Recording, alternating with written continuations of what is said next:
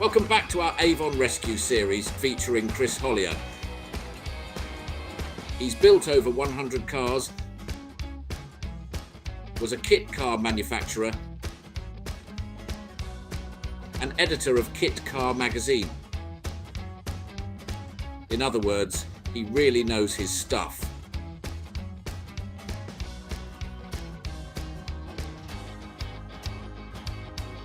In our last episode, Chris did a survey of the Avon and pointed out some of the improvements he had made, which focused on making the car driver friendly and safe in a competitive environment. The Avon, as Chris found it, was a bit of a tight squeeze. He is 6 foot 2 inches tall, and the pedals and footwell needed modification to help make him fit. There are loads of other safety and comfort mods in the video, so please feel free to check out the series link in the video description. This week, Chris will continue with the project, and you will learn about a variety of kit car building tricks, including fiberglass body fitment, aero screen construction, and setting up a driver's dash. Hey Speed Demons, here's some Avon factoids for you. Did you know that Tiger Racing was created in 1989 by Jim Dudley? His mission was to create cars that combined the thrill of racing with the practicality of road driving. One of the earliest models to emerge from Tiger's stable was the Tiger Avon. Most people know the Tiger Avon to be a beloved Tiger sports and racing cars model. It is recognised as a Tiger Racing creation, but not everyone knows that the Avon actually originated from the Phoenix Automotive Avon Sprint. The Avon Sprint was a notable little kit car from the late 1970s and early 1980s. It was a lightweight sports car based on the Lotus 7 style formula. After acquiring the project, Tiger Sports and Racing Cars made significant modifications to the chassis and suspension to suit their own standards and performance needs. Now you know a bit more about Avon history, so let's head over to Chris's shed and see what he's been up to.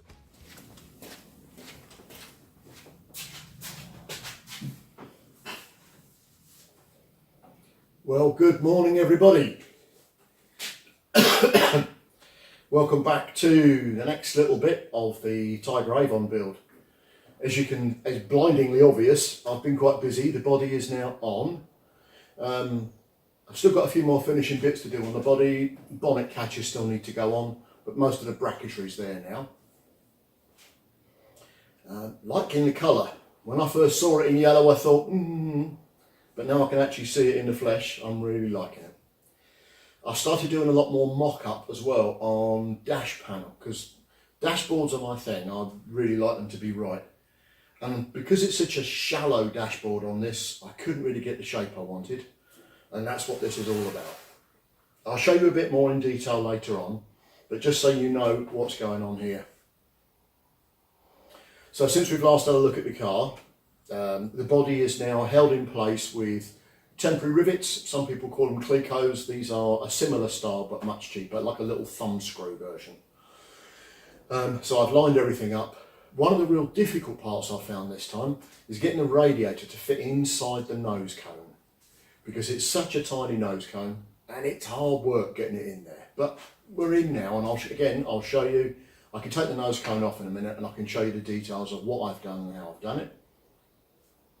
Not to turn it into a build manual again, but just to give you, it might give you an idea. If you're struggling with something yourself, it might give you a clue as to a way round. The engine is still out the car at the moment, but the wiring loom is in, running front to rear. So underneath the engine, underneath the bonnet at the moment, the wiring loom is all over the place, because I need the engine back in place to be able to cut all the wires down to the right length so everything looks nice and neat. All the brake lines are in now and all tight, so I'm ready to bleed the brakes. The steering is all done and all connected. So yeah, making really good progress. And if things carry on the way they're going, yeah, we should be done within the time frame I was hoping for. Let's just hope the weather and everything else holds and I can just keep going. So the follow on from here, after we get this one all wrapped up, will be to get the engine back in, get the engine built first, sorry, that will be the next episode, and then get the engine back in. So I'm not going to waffle on too much this time. I'll leave it as just a brief introduction, and then I can get the camera handheld and I can show you all the details. Now here we are underneath the bonnet. You can see, if I lift the clutch cable out the way, that the brake lines are now in, running down the back so they're away from the exhaust manifold and along the chassis rail so they shouldn't catch too much heat. Now the clutch cable's a nice easy fit, that's just straight in the front of the pedal mechanism. If you have a look down this side, you see there's wires everywhere. Don't pay any attention to that at the moment, that's just getting ready for the engine to go in so I can start trimming everything to length. If we look just here, that's one of the bonnet catch brackets, and at the back there's another one there, and you can also see these little temporary rivets. All they are is a little thumb screw version of a Cleco, so rather than having a pair of applying pliers to put them in, they literally just screw in and then screw down tight.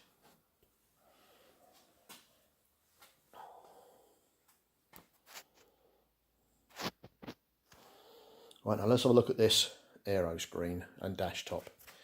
I like 1930s asymmetric styling. I don't think that everything should look the same, especially on a car that's going to have predominantly one person in it. So I've gone slightly higher on the driver's side, slightly lower on the passenger side. And if we come round here, you'll see the reason why. If I put you about where my head is, you can see, if I straighten the steering wheel up, that from here we can see pretty much all of the rev counter and speedo, and the other gauges off to the side along with the switch gear. Now I was saying earlier about a very shallow dashboard. To try and get all those dials in that little bit of space is really almost impossible.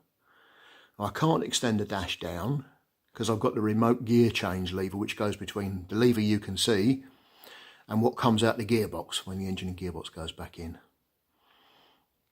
So that's why I've decided to go with this aero screen. It's all made out of cardboard at the moment, and the support panel underneath it is a piece of old MDF flooring which has been cut to size to give some support for the cardboard. Now this is a work in progress, and hopefully in the next little while it should come to fruition. If we look down inside the body here, you can see I can still see the inside of the fiberglass body, and I'm intending to put some black carpet in there to make it look less like a bare body shell rested on the chassis, because I don't want to go to the extra space and effort of putting aluminium panels down the inside and trying to trim them. I'd like to keep it full width in here if I can. Now, I've not had to do much trimming to the bodywork, but if I move around the corner a little bit,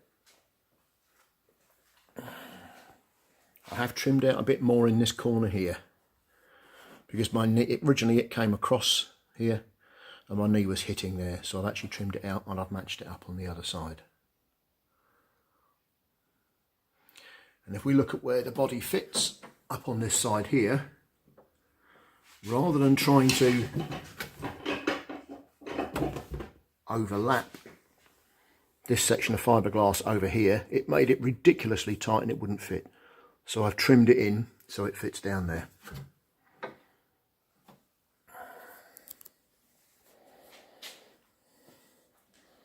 The body's also been trimmed around the feet of the roll bar here, because I wanted this to be a solid metal to metal contact. I didn't want the fiberglass in the middle. And then this temporary bolt here is to align the rear end of the bodywork, so when it comes apart and goes back on again, it goes back in the same place. You can also see now how the rear legs of the roll bar are working, and they're coming down so that this plate sits on top of the fiberglass and the other strut comes up from underneath, and it bolts through the two to hold them together, and it makes this corner of the bodywork really rigid when it's back together again.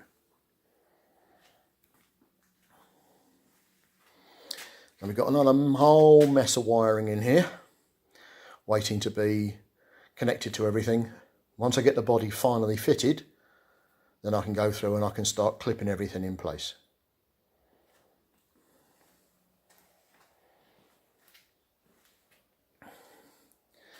I'll be intrigued for some feedback on this dash design. Everyone's going to have an opinion,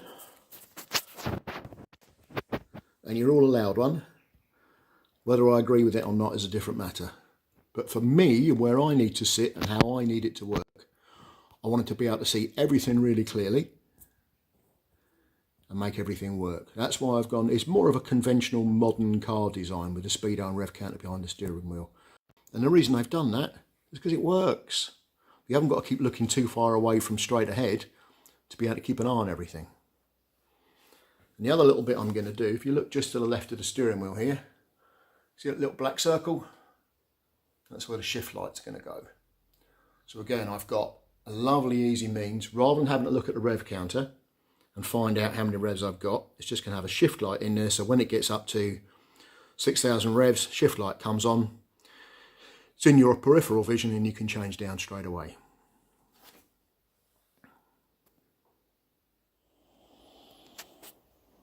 Okay, so I've had the body off now, so I could put the black carpet on the inside of the body there, so it ends up behind the chassis rails, as you can see.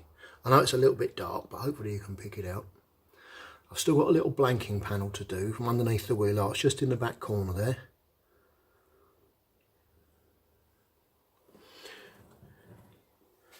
Now I've added carpet on the back bulkhead, and then down this side of the tunnel. It's just so much easier to put the carpet on the tunnel and the footwells without the body on, so it seemed like the perfect time to do it. Now the stuff I've used is not actually car carpet at all. This stuff is sold as van lining carpet. It's a small, short tuft. It hasn't got a woven backing or anything else like that, so it actually flexes really nicely in both directions. Sticks on well with double-sided glue, or sorry, not double-sided, spray glue. It's super light and it should be reasonably easy to keep clean. And I've also got the bonnet catches on now. And yes, I do know they're not IVA compliant. But they were also £14 for 4.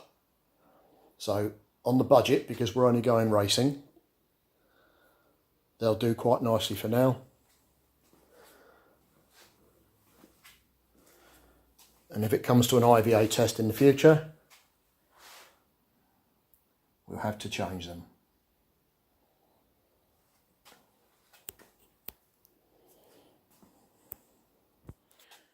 With the bonnet off, you can see how I've managed to put the pins in the corners.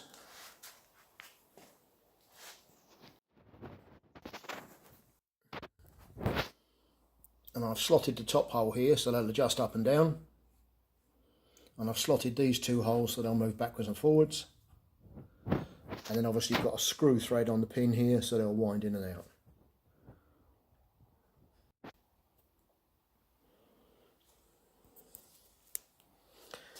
So the body is now on for the last time. As you can see, it's all riveted down along the edges. So everything's where it needs to be. I still haven't hooked the steering back up again yet, but other than that, it's all in place. Now let's see if I can show you what's happening with this radiator. If we look in here, you can see that the top of the radiator is just about touching the inside of the nose cone. And it's the Tiger supplied radiator. It's hard up against that top chassis rail. And it's pretty hard up against the steering rack. It's not actually touching, it's about 2 mil away, but it's almost touching. So I'll go around the front and show you what's happening.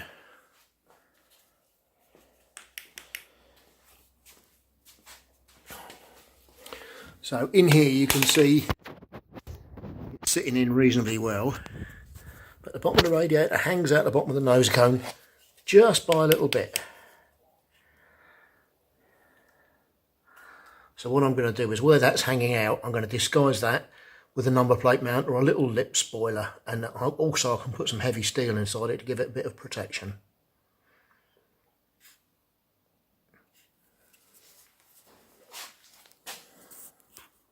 Now here we are with the nose cone off, and you can see I've made this thin sheet metal frame to actually hold the radiator, and 2 inch by or 25 by 3mm straps to hold the radiator.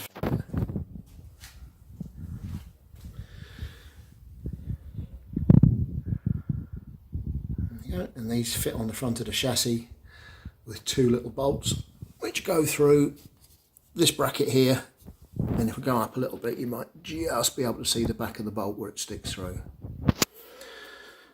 Now these 2 brackets here, this one and this one, are to support the nose cone.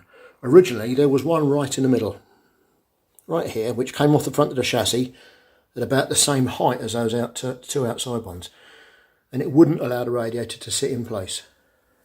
No matter what I tried, I couldn't get it to go in. So I cut the centre one off, and I made those 2 removable ones to go on the sides. So we've got a lovely big electric fan, so hopefully with that size radiator, the fan and a header tank, we should be able to keep the Pinto nice and cool.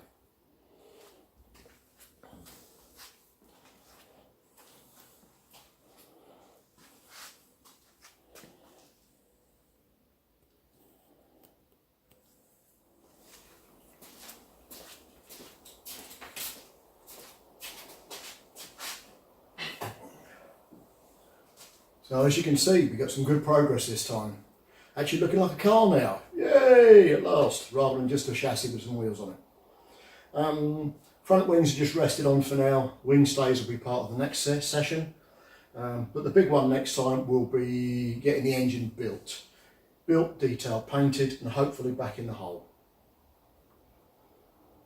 Hope there's been a few little tips and tricks in here that you've seen that might be of use to you.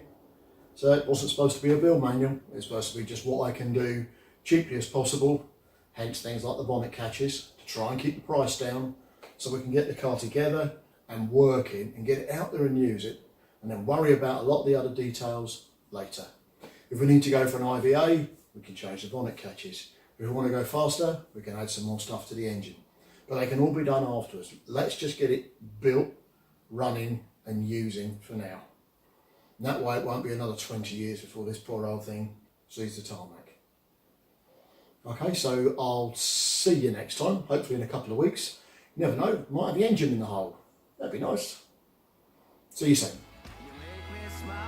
Thanks a lot, Chris. That was absolutely fabulous as usual. We hope you enjoyed this episode and learned something new. If you liked what you saw, please don't forget to give the video a thumbs up and hit that subscribe button so you don't miss out on future shows. Also, we'd love to hear your thoughts. Drop a comment below if you have any questions, suggestions or ideas for future projects. We're always excited to see what you guys come up with. Thanks again, and we'll see you at 7 Spot.